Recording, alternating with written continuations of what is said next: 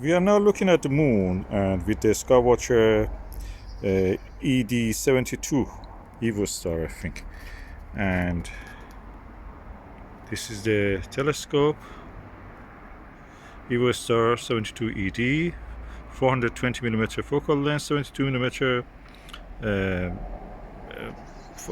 diameter of the objective, which is a PFL 53, I think, glass. Anyway, what I'm doing tonight, using this filter holder, which is called nPae, as you can see here. And I'm going to turn the flash so you can see. And I can remove the filter or put it back as I wish. This is a moon filter, and I'm just testing it under the night sky. So it has magnet, it just stays there. 2 little magnets here it has. And they will keep this filter in place. Like that. It sticks. And let's see how it is.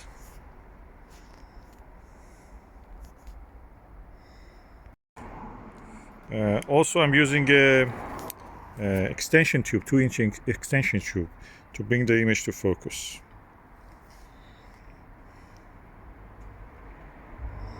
And 28mm Skywatcher 2-inch eyepiece.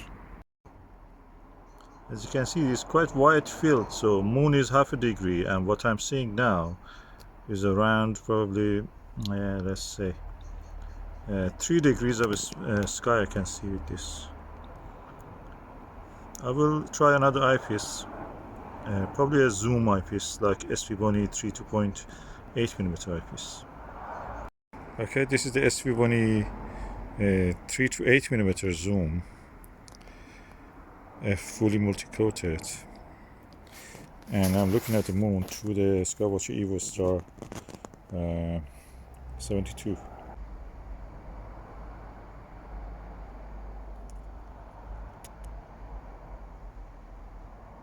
This is the 8mm setting of this eyepiece. It nicely frames it.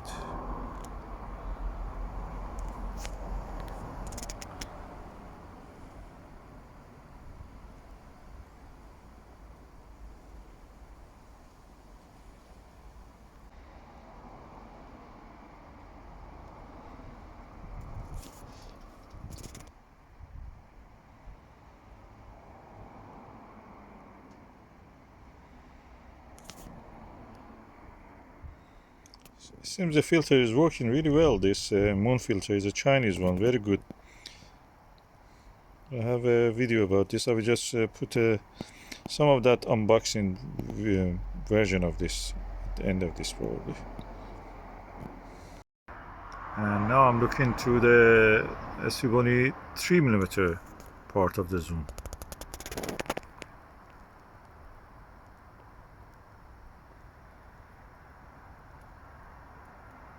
You can clearly see Gassendi and other craters, and Kepler. So I'm looking through the 5mm part of this zoom. You can see the Rainbow, Jura Mountains, plateau. The image, when you look with the normal eye, just beautiful, no chromatic aberration, anything. The camera lens actually introduces some of this, error. Bay of Rainbow, Mare Serenitatis, these are also in the bright sunshine at the moment. Mare Tranquilitatis, and all the other Bay of Sea of Crisis, and also Kepler, Copernicus, and all those beautiful grottoes that I can see just at the edge of the these 2 lunar domes at the edge of the Bay of Rainbow, where the Myron crater is there. Sinus Iridum, I mean, Bay of Rainbow. And Kepler is very visible because it has a terminator. And we can see also the many other features toward the north. And also Tycho, now you can see I've focused on that. I just tap on the camera, it focuses. Every part of the image is in focus, but the camera has to individually focus on them. So everything is beautifully framed. I'm really delighted with this zoom lens, probably the best eyepiece I've ever got. After a Plusle, if you get a Plusle, get this one also.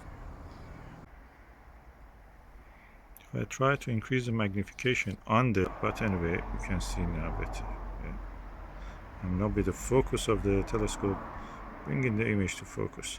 Visually, this is much better than what we see with the camera, because the camera lens actually introduces the some aberration. This is, of course, a mobile phone camera. Let me just go for a zoom lens and see how it is.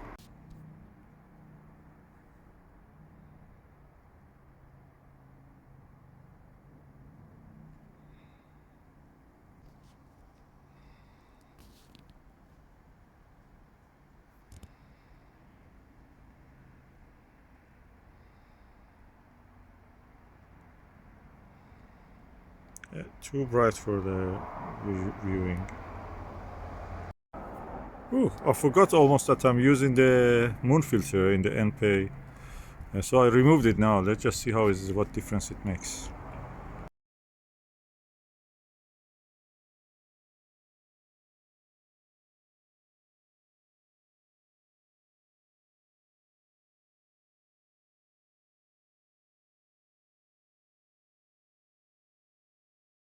Yeah, with a 3mm zoom of the SV1 zoom, I can really see nice clear shot of the um, Jupiter, and one of the satellites, probably Io, is very close now, coming out of the beside the limb of the planet, beside the edge of the planet.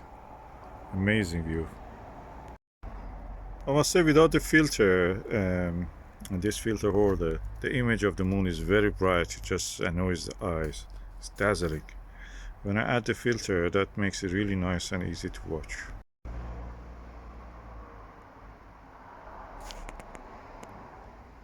This is the 8mm setting of the SV1 zoom. Let me just add the filter right now.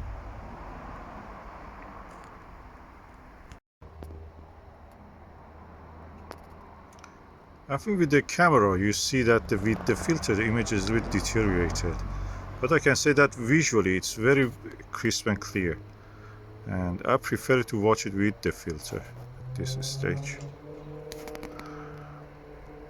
But the camera adds, of course, with the filter it just adds a little bit tinge, which is good. That's what we want when we are visually watching this. It's just dazzling sunshine reflected from the highlands of the moon, which is anorthosite, a white material very similar to granite in a formation style, and that really dazzles the eye.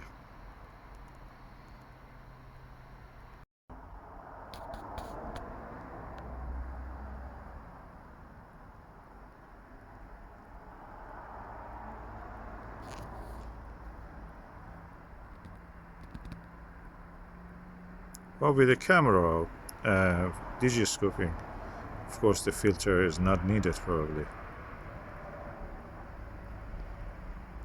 So visually the filter helps, and digiscoping, no, it's better without filter.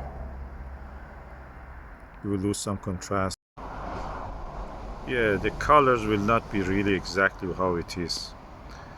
With the filter, it just a little bit, different. The contrast also is affected. Which one I prefer? Visually, I prefer with the filter, but with the camera and for digiscoping, I prefer without the filter. Which is fun because these filter holders are built for astrophotography. So if you don't actually see the benefit of it when you're using digiscoping, so there is no point in having it. The only thing I can see is the convenience of changing filter. You don't need to attach it to the end of the eyepiece. You just put it at the pathway of the light between the eyepiece and the objective of the telescope. So at the end, I just took some still images, and I'm just manipulating them, the contrast and the sharpness. On the mobile phone, nothing special. You can do it with anything and get this probably a similar result, and that's acceptable in a level for some handheld mobile phone shots. Not the best I could achieve, but that's it.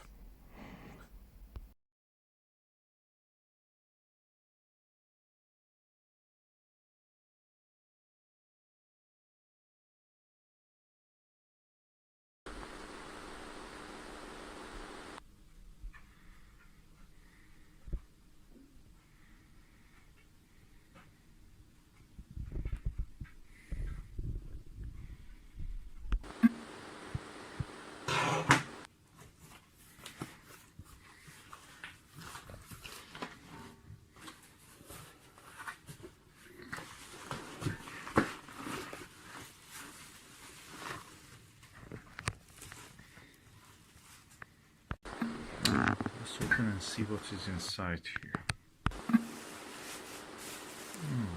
No.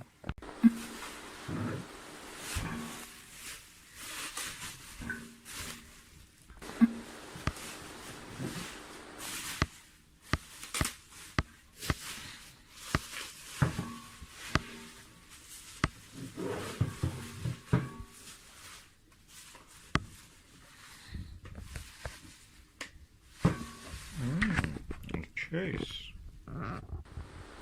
Okay, what is inside this case? Let's read nPae or nPae. Precision Astro Engineering. Oh, so is it a case they're building? Oh, something else is inside. Oh, that's the filter changer. Magnetic filter changer. Oh God, that's really exciting.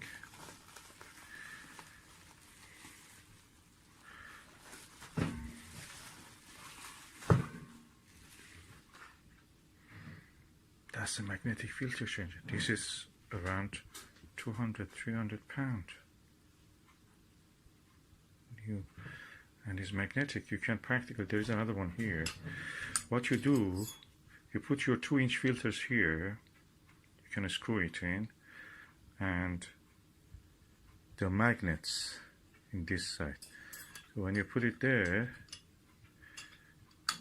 that gets absorbed quick.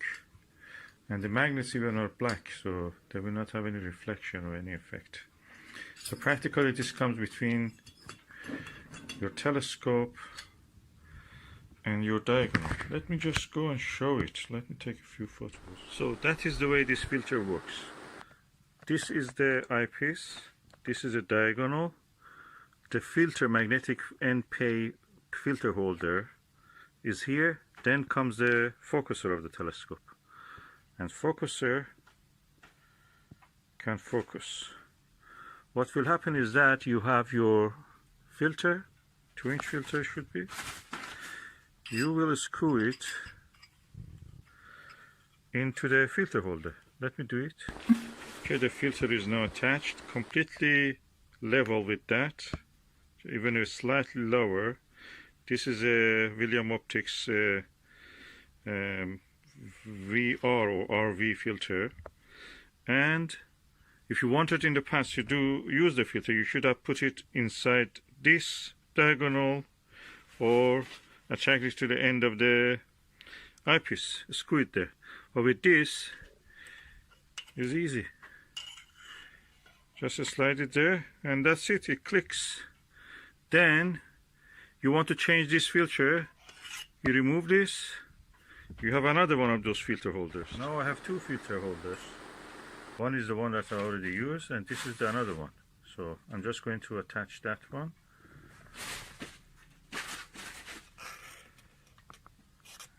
Easy.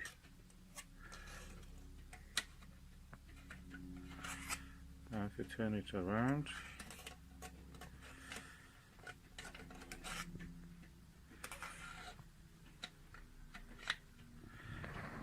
Yes, and that's it. The filter is attached. It's magnetic. These filter holders actually look very strong, robust, and I wish there was an adapter, something that you could use a 1¼ inch filters in these ones. They're so useful, and also available for smaller sizes like a 1¼ inch focusers. So very useful tool for 2-inch telescopes with the 2-inch focusers.